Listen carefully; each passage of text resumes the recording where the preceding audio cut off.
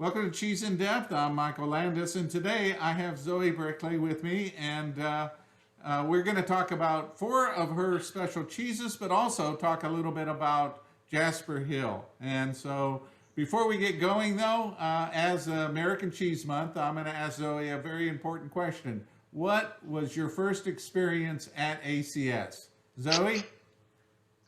Okay, so that takes me back. That was 2008, I think, was my first one, and it was in Burlington, Vermont. And at the time, I was working at a cheese shop in New York City, and I was assisting the buying team with American cheeses.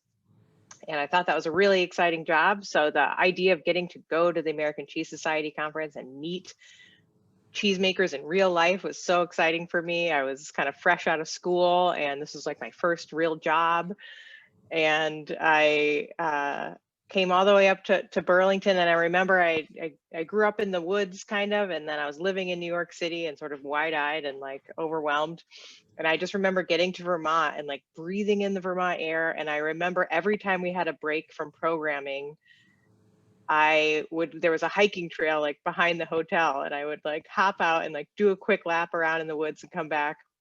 And so it may not surprise you that I ended up moving to Vermont just a few years later to work for an American cheesemaker where I am now. And I'm sure that's one of the first times that I met Andy and Matteo Keeler, and the rest is history. So gosh, that was a very prophetic question, Michael.